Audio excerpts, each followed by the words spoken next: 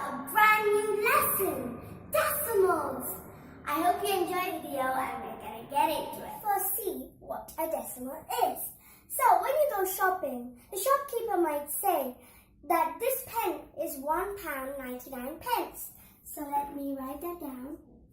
£1.99. So you might be wondering, what's this dot over there? When you see these type of numbers, they are called decimals. So, a decimal is very closely related to a fraction. We've learned all about fractions, right? So, a decimal is made up of a whole number and a decimal number.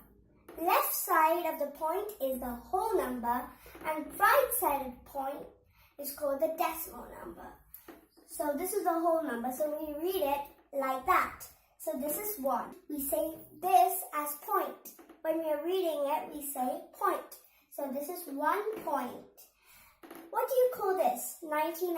1.99? No. When you're reading it in decimal form, it's called 1.99. Do you know what a decimal fraction is?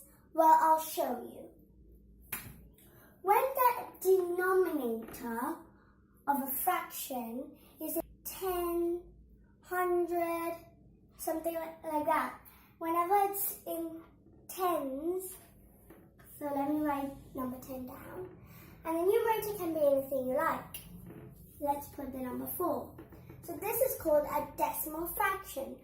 Let's take another example as well. 12 as the numerator, and it doesn't have to be 10. It can be anything, 100,000, 10,000, it can go on.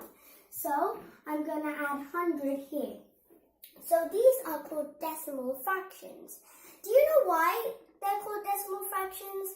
They're called decimal fractions because we can turn these fractions into decimals. Cool, right? Let's convert 4 by 10 into a decimal. You have to write the numerator down.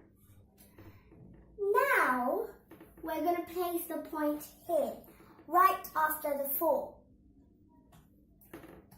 And the next thing we have to do is count how many zeros are there. We already know there's 1. So, we have to jump 1 step back and put the point there. Before, this was a whole number, but now we put the decimal point behind the 4, making it 0.4. So what I just did is, look here, there's a difference between 4.0 and 0.4. 4.0, when we started this, when we put the point after the 4, it was just the number 4.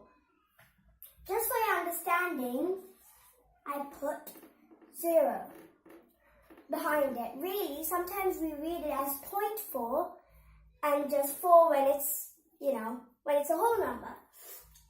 So this is the decimal for 0.4 or 0.4, and this is just the whole number. So we just converted a whole number 4 into a decimal because of the fraction. Now let's go into the number 12 by 100. So what's the first step? First, write the number down, 12, and place the point after it. And then count how many zeros are there. In 100, how many zeros are there? 2.